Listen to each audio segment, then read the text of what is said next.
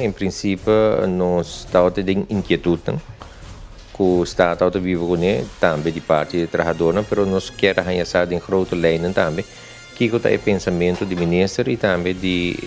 gente que dirigir a identidade aqui. Passou a mesa, aqui um roupa especial pelo qual está AAA também ANSA, que apenas alanta e ATA, aqui está de negociação. Nós estamos contentes que durante a reunião aqui agora expressar que para o qual está ANSA, nós temos preocupação muito dilante, para o qual trata de fusering, e muitas não que se tem possibilidade para vir fusering entre ANSA, NVI e AAA, o qual, em caso que não, segundo o ministro, trata para dilante, não é possível. Tem certa preocupação com se a aerolínea não trabalha ou que não que paga ou hasta que tem a situação financeira que é difícil para o futuro, por ter uma negociação de ceia ou mirando que é nota winstgevend, que é uma companhia que tem para fazer nasce, mas é uma companhia que conforme a regra não tem de ICAO e não magdita uno que está fazendo nasce tampouco, pero logicamente tem todo espaço dentro da companhia para poder negociar ceia ou não, para poder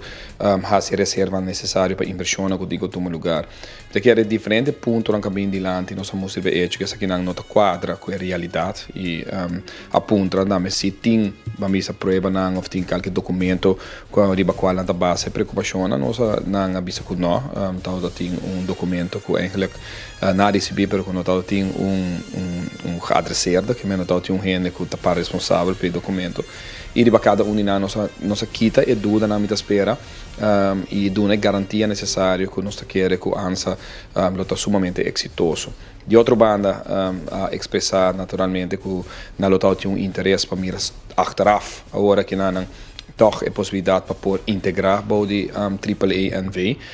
e de BC agora aí nós vamos não a de hecho e rato depois nós estamos em reunião também com AAA mês caminho com AAA também vamos não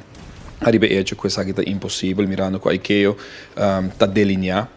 e para qual nós estamos em reunião, encontro aqui na Aruba com o DOT de mercado está presente, netamente para a preocupação com nada está tem que se a companhia está winstgevend bedrijf, se paga dividendo na derde não se ou não e nós precisamos de uma segurança aí e por lo tanto bueno para ubicar boa uma companhia maneira AAA NV que se está ganha placa, se está paga dividendo, para ser ela empurra de regra não que tem para o ICAO